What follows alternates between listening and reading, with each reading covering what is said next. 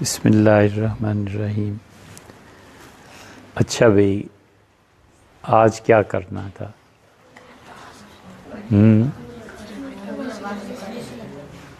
کہانی سنانی ہے؟ جانوروں کی آوازیں بھی بتانی؟ اچھا دیکھو بیٹے، یہ کہانی ہمیں خیال ہوا پچھلی مرتبہ کہ کہانی کا عنصر کم ہے اور علمی طور پہ اور اسی طرح نصیحت کے انداز کا عنصر زیادہ ہو گیا۔ ہونا نہیں چاہیے اتنا۔ ہر چیز توازن کے ساتھ اچھی لگتی ہے نا، اور جب تک کسی بھی مرکب میں اس کے عناصر مناسب ترتیب کے ساتھ رہتے ہیں تو اس کا حسن برقرار رہتا ہے۔ اب یہ پھر بڑی مشکل بات آ گئی۔ ایک چیز ہوتی ہے بیٹے مفرد، اکیلی، ایک ہوتی ہے مرکب، جب دو یا اس سے زیادہ چیزیں مل جائیں۔ مثلاً پانی اکیلا ہے، گوشت اکیلی چیز ہے، مثلاً سبزی، دال، سب اکیلی ہیں نا۔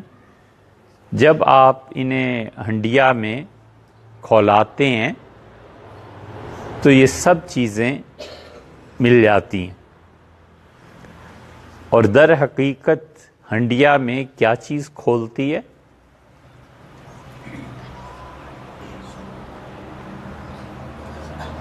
پانی کھولتا ہے۔ جب پانی کھولتا ہے تو اس سے بھاپ پیدا ہوتی ہے۔ تو یہ مرکب جو بنتا ہے بیٹے، اس میں ہر چیز اپنے اپنے تناسب سے آئے تو اچھی ہے۔ نمک زیادہ ڈال دیا، اوفو کون کھائے؟ مرچیں زیادہ ہو گئیں، پریشانی ہوتی ہے نا۔ تو کہانی بھی بہت لائٹ سی ہونی چاہیے، جس میں آپ لوگوں کو صحیح معنی میں فرحت محسوس ہو، لطف اٹھائیں، خوش ہوں۔ میر باقر علی کہتے تھے کہانی، اور میر باقر علی جو تھے انہوں نے اردو کا پہلا اخبار دلی میں جاری کیا تھا بیٹے، اور دلی میں جب وہ آیا نا، جس میں ہاتھی جیسا زور، شیر جیسی طاقت تھی، غالب نے جس کو کہا تھا کون؟ بندر۔ اور غالب نے بندر کس کو کہا؟ انگریز کو۔ جب وہ آیا تو انہوں نے جہاں اور بہت سے خراب کام کیے، میر باقر علی کو انہوں نے بیٹے پریس بھی لگایا تھا۔ ان کے گھر کے سامنے انہیں پھانسی پہ چڑھا دیا۔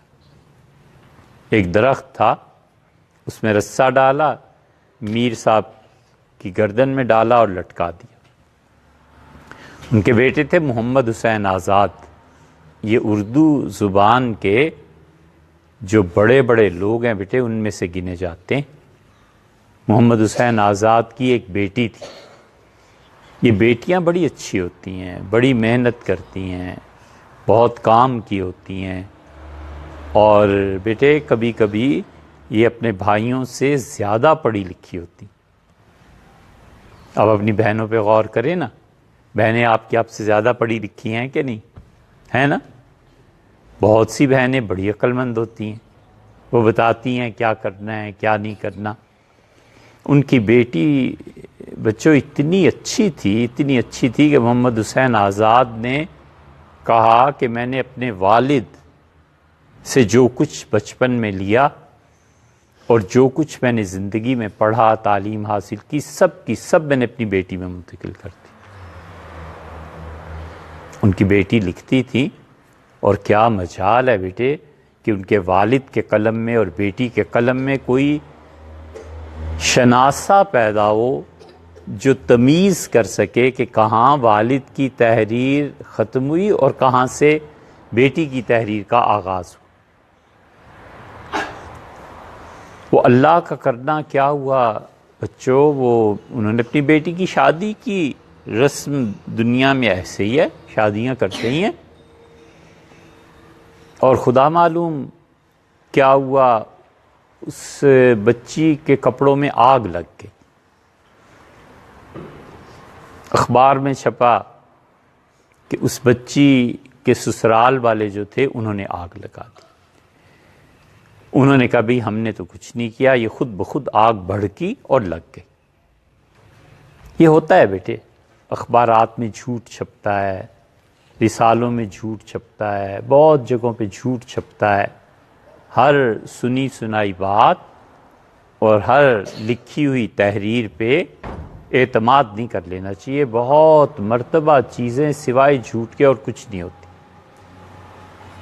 بہرحال بیٹی کے انتقال کی خبر جب محمد حسین آزاد نے سنی، پاگل ہو، بالکل انہیں اتنی محبت تھی اپنی بیٹی سے، وہ پاگل ہو گئے۔ انہوں نے کیا کیا، پاگل پن میں اپنی ساری کتابیں لاہور میں اٹھائیں، اپنی بیٹی کی چیزیں بھی اٹھائیں اور جا کے دریائے راوی میں ڈالا۔ پاگل ہو گئے، پتہ ہی نہیں چلتا، بہت زیادہ انہیں دکھ تھا، اتنا محمد حسین پاگل ہو گئے۔ اور محمد حسین نے بڑا کام کیا، ایران گئے تھے پیدل اس زمانے میں، بڑی اچھی اچھی کتابیں انہوں نے لکھی۔ میر باقر نواب تھے بیٹے، اور داستان گو بھی تھے، اچھی کہانی کہتے تھے۔ اگر ہم دو میر باقر ہیں، انہیں مکس اپ نہیں کر رہے، ہمارا خیال ہے، مدت ہوئی بیٹے پڑھے ہوئے، تو محمد حسین آزاد کو ہم لوگوں نے پڑھا۔ آپ کی عمر بیٹے کیا ہوگی؟ آپ کی عمر کیا ہے؟ نہیں اس سے پوچھ رہے ہیں خان صاحب، یہ کیا 17؟ ارے 17 تو بہت عمر ہے۔ ہم نے بیٹے 15 سال سے بھی پہلے، 15 سال کی عمر سے پہلے محمد حسین آزاد کو پڑھ لیا تھا، میر باقر کو بھی پڑھ لیا تھا۔ تو یہ بڑے لوگ تھے، انہیں پڑھ کے پتہ چلتا ہے کہ کیا تھے۔ تو میر باقر اور یہ لوگ نواب تھے نا بیٹے، ان کے گھروں میں جو سادات سیدانیاں خواتین رہتی تھیں، جسے اردو میں کہتے ہیں کہ سورج کی کرن نے ان کے بال نہیں دیکھے تھے، انگریزوں نے انہیں گھروں سے نکال دیا، 16 میل پیدل چلنا پڑا، اور وہ تھک ہار کے بیچاری بیٹھ گئیں اور پاؤں گویا ٹوٹ گئے ان کے۔ وہ تو ایک لمبا قصہ ہے۔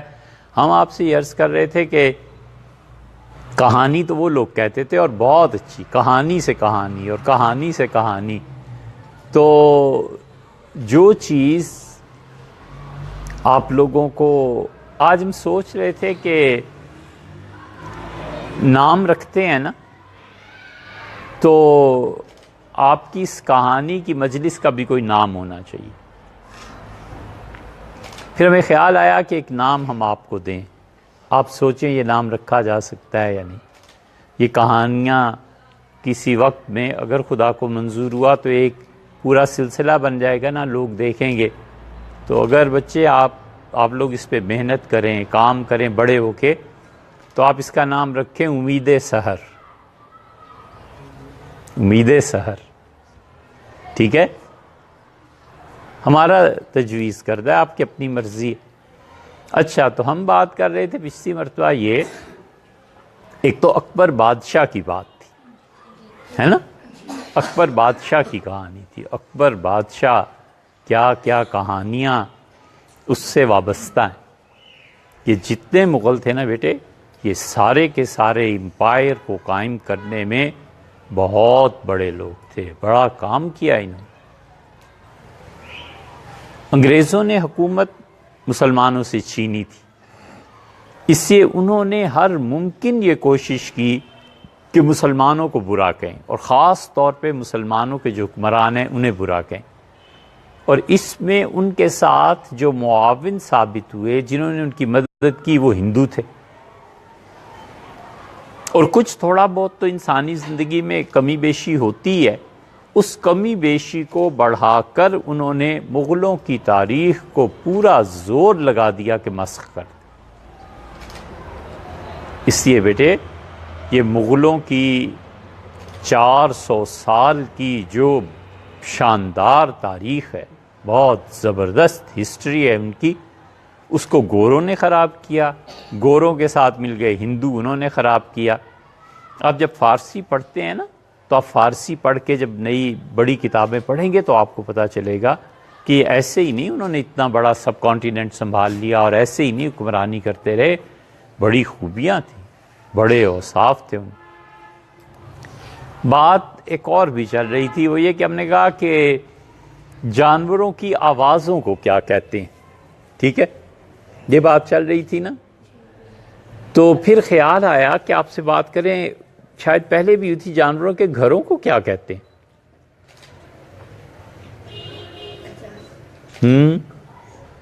بولیے، جانوروں کے گھروں کو کیا کہتے ہیں؟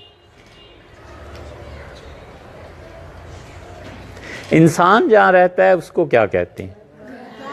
گھر، ٹھیک ہے بیٹے۔ اسی طرح جہاں پر سانپ رہتا ہے اس کو کیا کہتے ہیں؟ ہم نے بتایا تھا، بمبی۔ سانپ کے گھر کو بمبی کہتے ہیں۔ اچھا، جو پرندے ہوتے ہیں خاص طور پہ چڑیا، اس کے گھر کو کیا کہتے ہیں؟ گھونسلہ کہتے ہیں، ٹھیک ہے۔ اور بھٹ، بھٹ کس کے گھر کا نام ہے؟ کہ یہ اور بھٹ بنیادی طور پہ بیٹے کھوہ کے لیے استعمال ہوتا ہے۔ کھوہ کہتے ہیں غار کو بھی، اور کھوہ در حقیقت اس کو کہتے ہیں کہ جانور نے زمین کو اچھی طرح کریدا ہو اور زمین میں اندر جا کے اپنا گھر بنایا ہو، اور اس کے دو منہ ہوں، ایک جہاں سے وہ داخل ہو سکے اور دوسرا جہاں سے وہ نکل سکے۔ خرگوش اور چوہے کے گھر کو تو نہیں کہتے، گیدڑ کے گھر کو بھی۔ گیدڑ اپنی بھٹ میں گھس گیا، ٹھیک ہے، گیدڑ کے گھر کو بھی کہتے ہیں۔ لومڑی اپنی بھٹ میں چلی گئی۔ لومڑی اس لیے کرتی ہے، یہ دو دروازے اس کے گھر کے ہوتے ہیں، ایک طرف سے گئی، شکاری اس چکر میں ہوتا ہے کہ لومڑی کی کھال حاصل کرے۔ لومڑی کی کھال بہت قیمتی بکتی ہے بیٹے۔ لومڑی کی کھال، اس کی کھال کو کیا کہتے ہیں؟ انسان کی کھال کو کیا کہتے ہیں؟ کیا بات ہے؟ اور بکری کی کھال کو کیا کہتے ہیں؟ اونٹ کی کھال کو کیا کہتے ہیں؟ نہیں بھئی، ایسے تو نہیں چلتا کام۔ آپ پڑھتے نہیں ہیں، پھر سارا ہم ہی پڑھ کے آئیں، یہ تو ٹھیک نہیں نا۔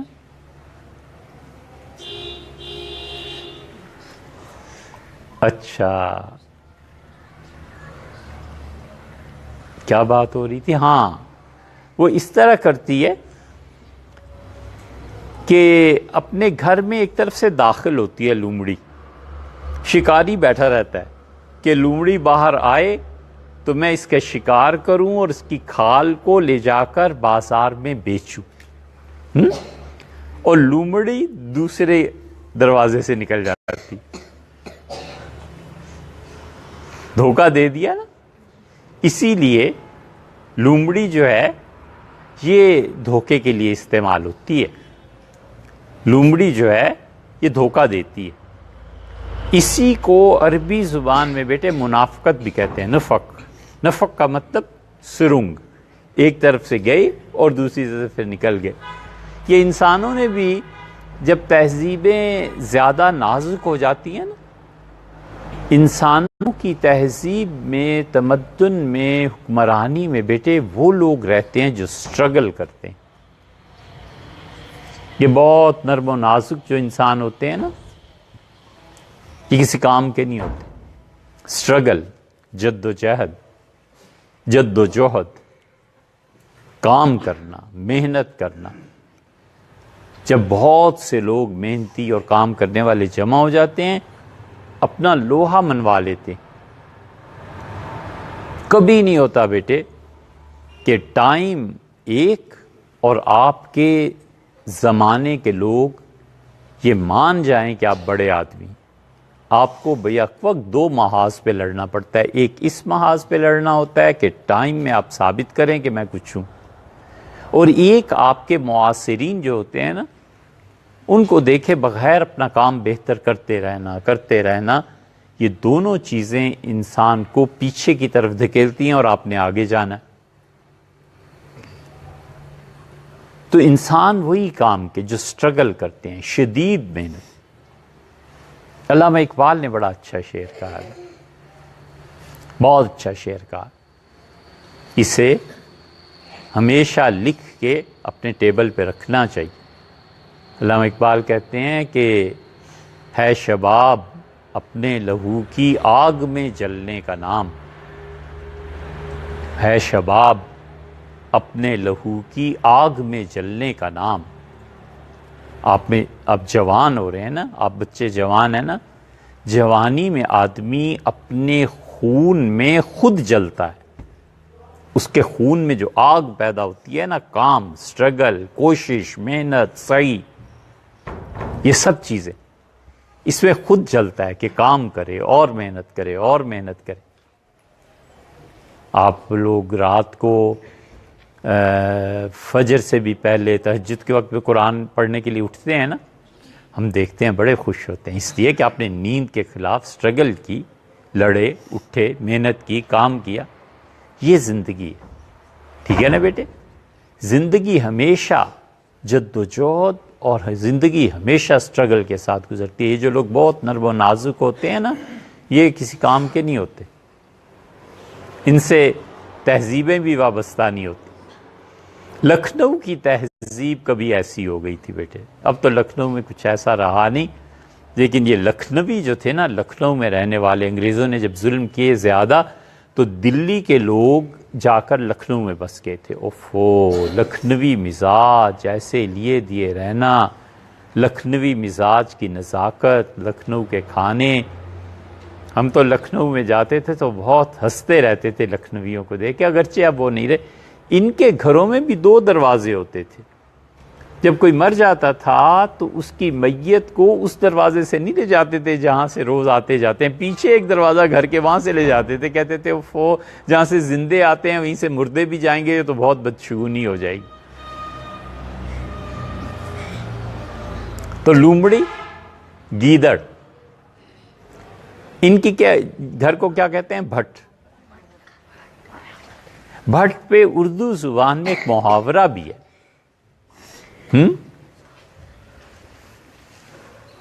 بھٹ پڑے وہ سونا جس سے ٹوٹے کان۔ پورے ہماری جو تہذیب ہے سب کانٹیننٹ کی، یہاں بولتے تھے، بھاری جھمکے بیٹیوں کو بنا دیتے تھے، ہیرے جواہرات کانوں میں لٹکا دیتے تھے نا، تو کان ٹوٹنے لگتے تھے، کانوں میں تکلیف ہونے لگتی تھی۔ تو دلی، لکھنؤ، کلکتہ، حیدرآباد وغیرہ وغیرہ، یہ جتنے علاقے تھے یہاں خواتین بولتی تھیں، بھٹ پڑے وہ سونا جس سے ٹوٹے کان، یعنی ایسے سونے کو آگ لگاؤ جسے پہن کے کانوں میں تکلیف ہونے لگے۔ کان کا یہ حصہ، اسے کیا کہتے ہیں؟ لو، لو نہیں، لو، کان کی لو، جس سے درد محسوس کرنے کو ہوتے ہوتے یہ محاورہ بیٹے استعمال ہونے لگا جب خیر اور اچھائی کی چیز سے آپ کو شر ملنے لگے۔ اوفو، دھوپ پہ اس لیے بیٹھے تھے کہ وٹامن ڈی حاصل ہو، ہڈیوں میں درد ہوتا ہے نا، ڈاکٹر بتاتے ہیں کہ وٹامن ڈی کی کمی ہو جاتی ہے، دھوپ میں بیٹھیں خود بخود تھی۔ یہ اللہ تعالیٰ نے جتنی ایسی چیزیں بنائی ہیں نا نیچرل، بیٹے ان سے فائدہ اٹھانا چاہیے، ٹھیک ہے؟ دھوپ میں بیٹھنا، موسم میں جو سبزی آئے اسے کھانا، موسم کے پھل کو کھانا، ٹھیک ہے نا؟ اسی طرح سردی اور گرمی دونوں کا لحاظ کر کے پانی پینا، یہ سب نیچرل چیزیں ہیں۔ تو دھوپ میں بیٹھنے سے اگر کسی انسان کو بیماری لگ جائے تو دھوپ پہ تو اس لیے بیٹھے تھے کہ فائدہ الٹا نقصان ہو گیا۔ ایسے ہی بیٹے بہت سے بچے ایسے ہوتے ہیں جن سے ان کے والدین، ان کے بڑے ایکسپیکٹ کرتے ہیں کہ یہ بڑا اچھا کام کریں گے، اور پتہ چلا کہ بیٹے نے کچھ کام نہیں کیا، لٹیا ڈبو دی۔ تو یہ جو بچے لٹیا ڈبوتے ہیں نا، خیر اچھائی کی جگہ سے بھی شر آنے لگتا ہے۔ اس موقع پہ بولتے ہیں کہ بھٹ پڑے وہ سونا جس سے ٹوٹے کان۔ اچھا بھئی چلیے ایک اور جانور، اور کوئی جانور آپ بتائیے جس کے گھر پہ بات کریں۔ چوہے کا بل ہوتا ہے، آپ چوہے کا بھٹ کہہ رہے تھے نا، بھٹ نہیں ہوتا، چوہے کا بل ہوتا ہے، چوہا اپنے بل میں جاتا ہے، ٹھیک ہے؟ اور چڑیا کا بھی ہم نے کر لیا۔ اچھا یہ ایک لفظ بولتے ہیں ہم، ڈنگر۔ ڈنگر کس کو کہتے ہیں؟ جانور۔ جانور کون سا؟ ٹائیگر، گائے بکری، گائے بکری بھینس، ٹھیک ہے نا؟ یہ جو بڑے بڑے جانور ہوتے ہیں، مویشی بھی جنہیں کہتے ہیں، ٹھیک ہے؟ اس کے گھر کو کیا کہتے ہیں؟ اس کے گھر کو کہتے ہیں کھڑک۔ کھڑک، ٹھیک ہے؟ کیونکہ یہ گائے کو آپ دیکھیے، یہ اپنے پاؤں کو زمین پہ مارتی رہتی ہے۔ گائے پہ کبھی غور کرنا، گائے جو ہے نا اپنے کھر کو زمین پہ، گائے کے پاؤں کو کھر کہتے ہیں، اور کھر اپنی مارتی رہتی ہے جیسے وہ کرید رہی ہے کسی چیز، جیسے وہ زمین سے کوئی خزانہ نکالنا چاہتی۔ عربی میں بکر، کھودنا، بکرا گائے، اسی کے کھودتی رہتی ہے۔ امام باقر، امام باقر کون تھے آپ جانتے ہیں؟ امام باقر بیٹے بہت بہت بڑے آدمی تھے۔ مدینہ منورہ میں بڑے بڑے لوگ ان کے گھر پہ حاضری دیتے تھے۔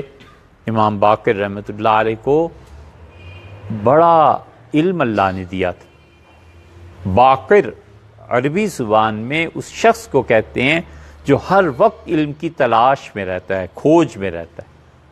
یہ اصل میں وہی بکرا، گائے کا زمین پہ کھر مارنا، کھودنا۔ آپ نے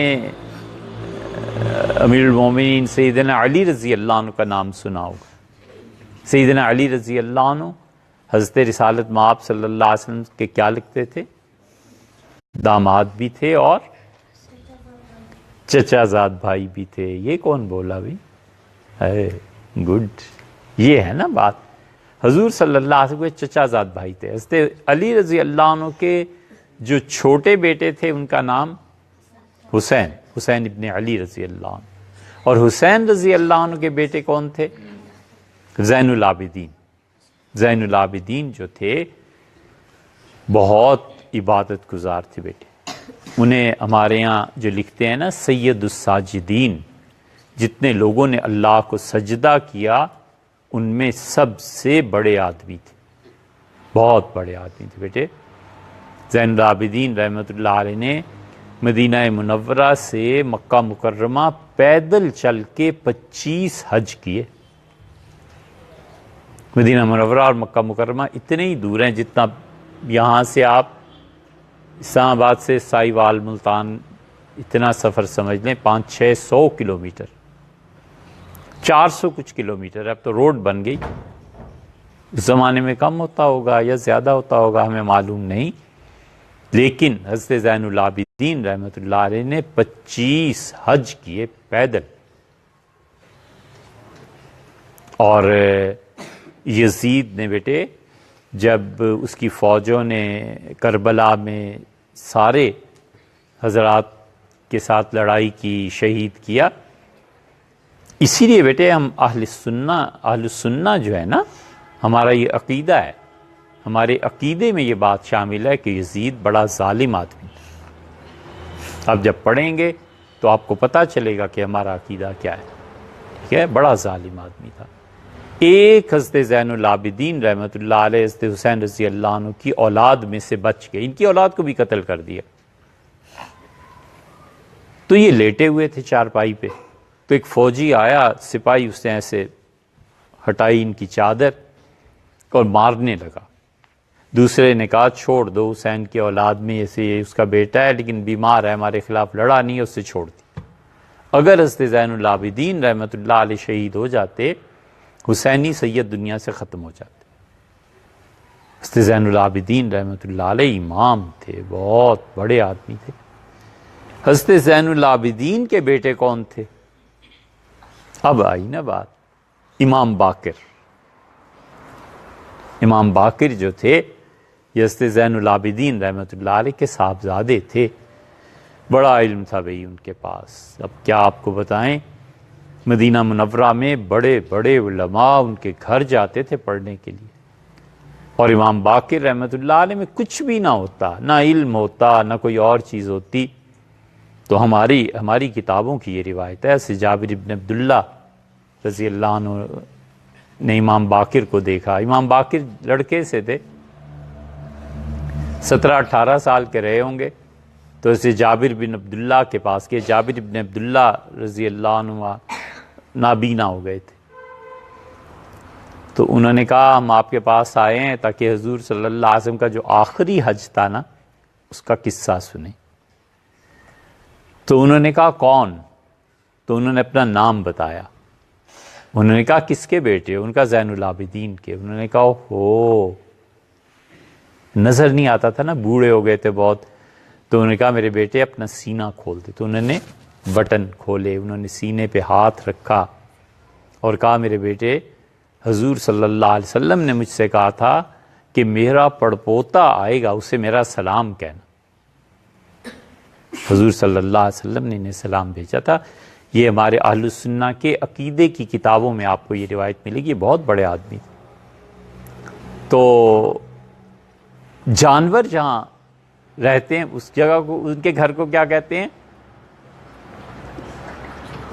ابھی بتایا تھا، کھڑک۔ کھڑک کہتے ہیں کیونکہ کھڑکھڑاہٹ ہوتی ہے نا، صحیح ہے، کھڑکھڑاہٹ ہوتی ہے نا، آواز جو کھڑکھڑانے کی پیدا ہوتی ہے تو اس کو کہتے ہیں کھڑک۔ اسی کو کسی زمانے میں بیٹے باڑا کہتے تھے۔ باڑا وہ جگہ جہاں پر جانوروں کو جمع کیا جائے، رکھا جائے، ٹھیک ہے۔ یہ باڑا کا لفظ جو تھا نا اردو میں پھر یہ بدنام ہو گیا، اسی لیے پہلے امام باڑا کہتے تھے جہاں پہ امام کا ذکر کیا جائے، پھر انہوں نے بدلا اس لفظ کو، اب امام بارگاہ کہتے ہیں نا۔ یہ باڑا کا لفظ اصل میں جانوروں کے لیے استعمال ہوتا تھا جہاں پر انہیں جمع کیا جائے۔ یہ تو چلیے کتنے نام بتا دیے آپ کو، بمبی بتا دیا، کھڑک بتا دیا، اور بل بتا دیا، اور ہیں بھٹ بتا دیا، گھونسلہ بتا دیا، کچھار کس کی ہوتی ہے؟ شیر کے گھر کو کیا کہتے ہیں؟ کچھار۔ یہ جب آپ اردو پڑھیں گے نا تو آپ اس میں لکھ لیں، مثلاً یہ فکر آپ کو ملے گا کہ وہ کچھار سے نکلا، تو آپ فوراً سمجھ جائیں گے کہ یہ شیر ہے جو کچھار سے نکل رہا ہے۔ آپ کو گھر کا پتہ ہوگا نا اس کے گھر کو کیا کہتے ہیں۔ اچھا اسی طرح بیٹے انسانوں کے گھروں کو کیا کہتے ہیں؟ انسانوں میں جو پیشہ ہوتا ہے نا، پیشے کے ساتھ جب انسان منسلک ہو جاتے ہیں تو پھر ان کی جگہوں کا نام پڑ جاتا ہے۔ مثلاً آپ کسی پیشے کا نام لیجئے، پولیس، پولیس، فوج اور پولیس کے لوگ جن گھروں میں رہتے ہیں اس کو کیا کہتے ہیں؟ بیرک۔ فوج واپس بیرکس میں چلی گئی، یعنی فوج نے لڑائی کی یا کچھ کام کیا اور کام کرنے کے بعد وہ اپنے جگہوں پہ لوٹ گئے۔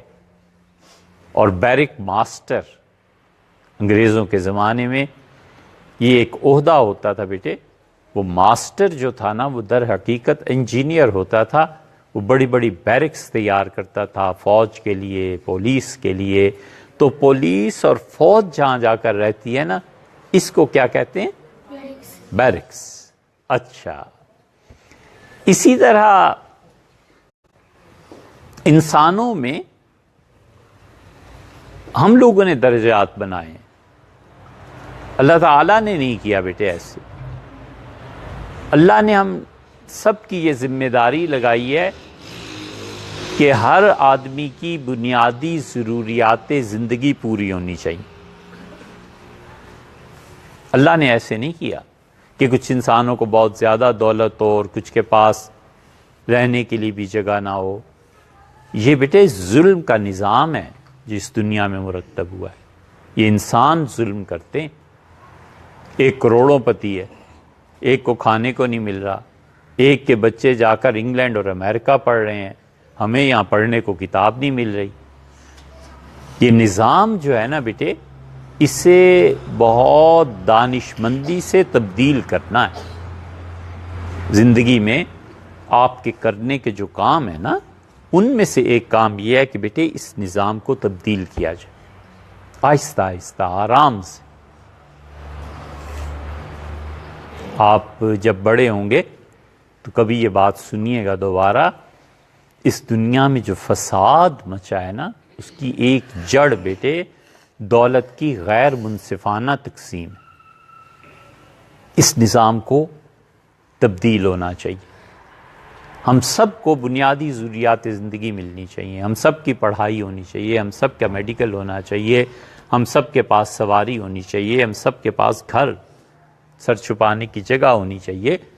یہ بنیادی ضروریات زندگی ہیں بیٹے، ہر انسان ڈیزرو کرتا ہے، صحیح ہے نا؟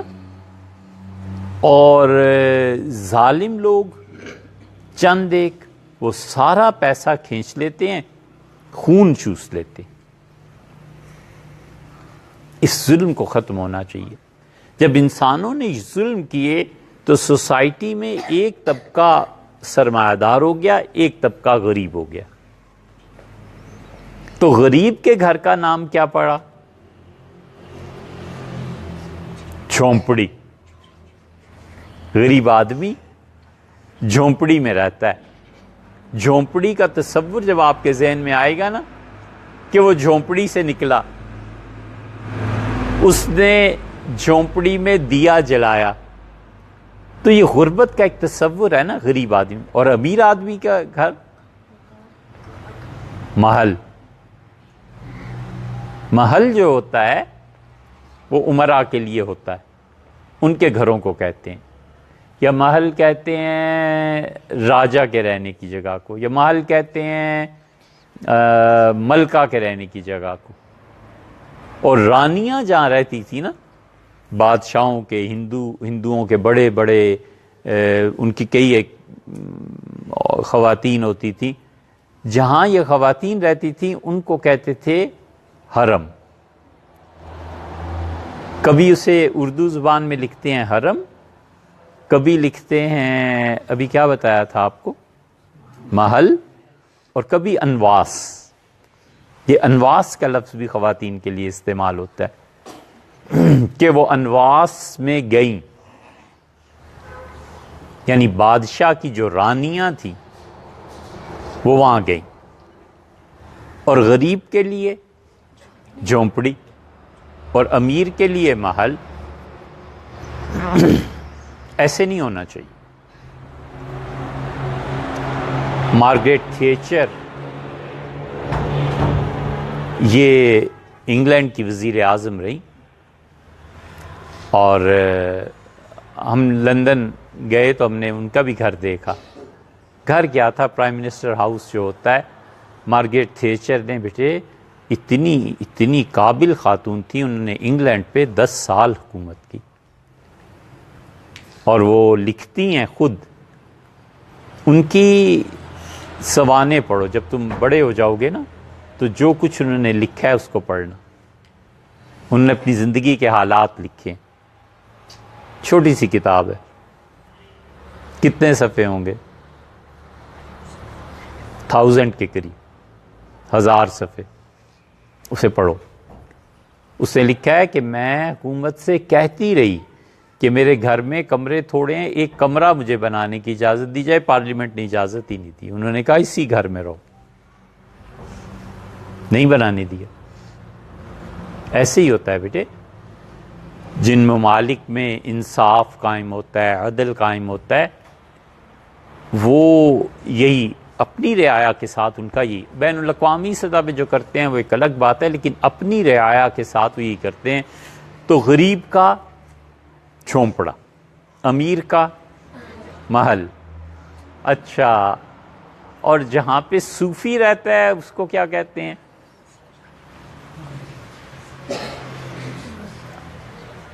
فقیہ، مفتی۔ مفتی جہاں کام کرتے ہیں اور بیٹھتے ہیں اس جگہ کو کہتے ہیں تکیہ۔ تکیہ، تکیے گئے تھے، یعنی جہاں پہ علم والے لوگ رہتے ہیں اس جگہ کو کہتے ہیں تکیہ۔ یہ اصل میں ترکی زبان سے اردو میں لفظ آیا ہے۔ ہم نے تکیے میں بہت دن گزارے بھی، زندگی کے بہترین اور ایک ایک لمحہ ناقابل فراموش، اور ایسا کہ اب بھی ہمیں تصور میں جانے کی ضرورت ہی نہیں پیش آتی، اتنے حاضر ہیں اور اتنے سامنے کے دن ہیں، وہ تکیہ اور دائرہ میں گزارے۔ دائرہ شاہ علم اللہ، ہمارے شیخ مولانا ابو الحسن علی ندوی رحمۃ اللہ علیہ زندہ تھے، تو وہ تکیہ ایک جگہ کا نام ہے، ایک ندی ہے، اس کے کنارے کوئی 400-500 سال پہلے ایک بزرگ تھے، وہ وہاں سے گزر رہے تھے، تو کسی رشی نے انہیں روکا۔ رشی کون ہوتا ہے؟ درویش، ہندو رشی کہتے ہیں۔ رشی کے رہنے کی جگہ کو آشرم کہتے ہیں، اور صوفی کے رہنے کی جگہ کو حجرہ کہتے ہیں، اور فقیہ کے رہنے کی جگہ کو تکیہ کہتے ہیں۔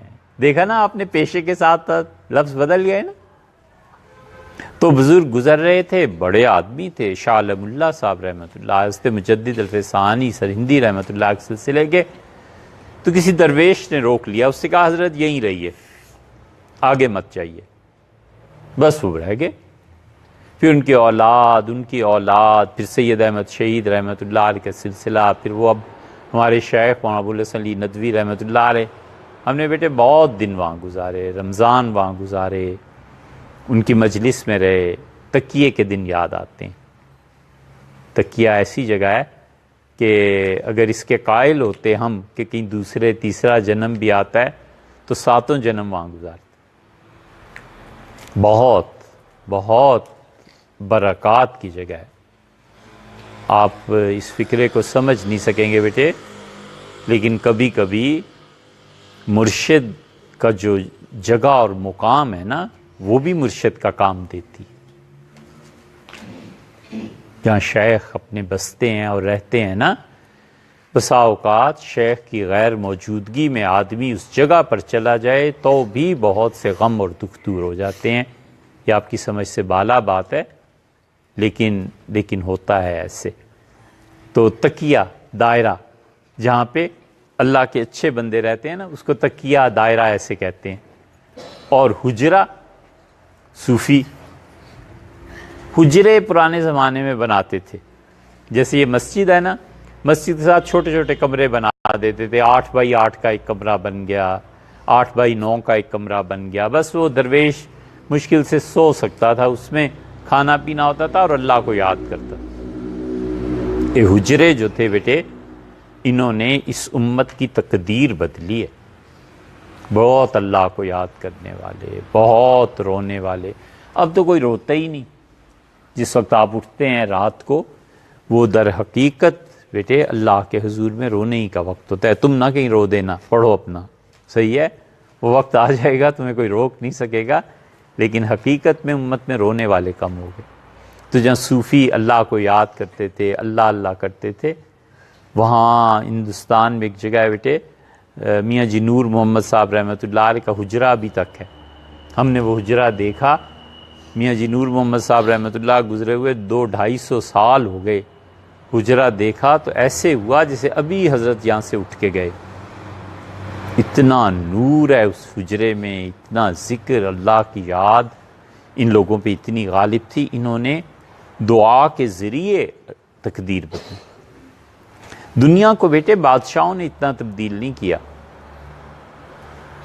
یہ آپ لوگوں کو سوچنا چاہیے۔ آپ لوگ جو سمجھتے ہیں نا کہ ہم فوج میں چلے گئے، پولیس میں چلے گئے، دنیا میں جا کر عہدے کے ذریعے عہدوں کے ذریعے دنیا نہیں اتنی تبدیل۔ عباسی کتنے بادشاہ تھے، کیا کر لیا انہوں نے؟ بنو امیہ کے حکمرانوں کو کوئی یاد؟ دنیا تبدیل ہوئی بیٹے امام ابو حنیفہ رحمۃ اللہ علیہ کے نظریے سے، انہوں نے قانون کو لکھا، دنیا اس سے تبدیل ہوتی ہے۔ آئنسٹائن نے دنیا کو تبدیل کیا، نیوٹن نے دنیا کو تبدیل کیا ہے، جس نے بجلی ایجاد کی ہے اس نے دنیا کو تبدیل کیا ہے۔ آپ پڑھیے، جب آپ پڑھیں گے نا، آپ نیا آئیڈیا دیں گے، نئی چیز دیں گے، آپ کہیں گے لوگوں کو اس نظام کے تحت زندگی بسر کرنی چاہیے۔ آپ کا وہ نظام خدا کی وحی سے ٹکرائے نہیں، وگرنہ غلط ہے۔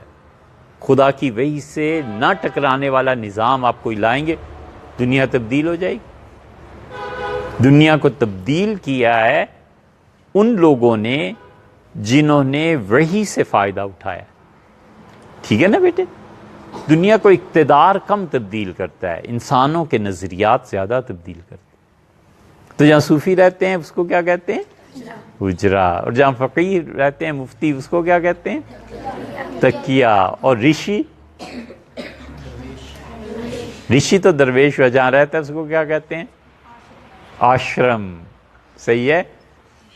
اچھا، اور کس کے نام؟ چلیے اب تو وقت ہو گیا، ٹھیک ہے۔